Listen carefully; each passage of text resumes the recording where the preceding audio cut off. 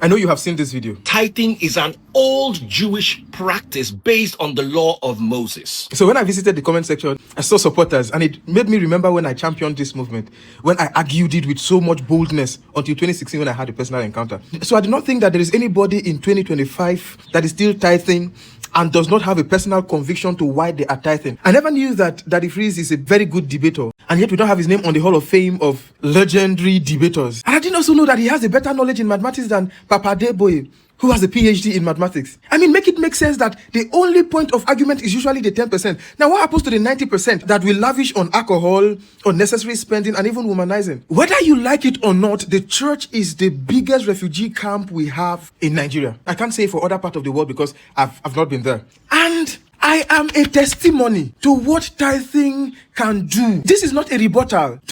I don't need to because I'm not a debater. I think wisdom is profitable to direct. A wise man knows their boundaries and limitations. There are places where you are champion and there are places where you don't have good knowledge. I mean, I've not seen anybody come to argue traditional religion because there are a lot of things that happen in traditional religions that doesn't add up. I mean, why do I need a white fowl for sacrifice to do a dirty thing? Like, I'm yet to find a professor in physics invite a professor in agriculture for a debate in agriculture. Like, how does this thing happen? Now, you drive your car to a mechanic and one small boy is telling you this thing is wrong in your car and the other thing is wrong, and you are following his lead. You don't argue it. You walk into a pharmacy and a small girl that calls herself a nurse or a young guy that calls himself a doctor tells you so thing is wrong with you. And you accept it full faith and follow their prescription judiciously. But when it comes to Christianity, everybody wants to be a voice in it. Like, how does this thing work? Okay, now, when I relocated back to Lagos State, the first accommodation I had was given to me by a church, free of charge. The first job I had and the pay came from a church. The first and biggest family I have in Lagos State is a church.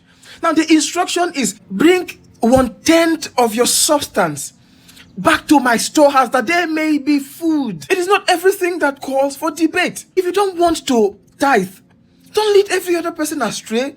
And the Bible is not a novel that you just can interpret just because you know how to read and write. There are deeper knowledge and deeper interpretation to it, which are revealed to you as you walk closely with God. Please, I hope this meets us well, because if I go into my testimony, this video will be too long.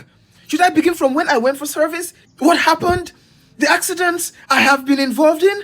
Or the near-miss dangers that have confronted me? Or my journey in life, having nobody? And where I am today? And the things that God have helped me with? You want to argue tithing by quoting a few places in the Bible and even telling people not to come at you with it? Come on now, Daddy Freeze. There are things you see and you freeze in that matter.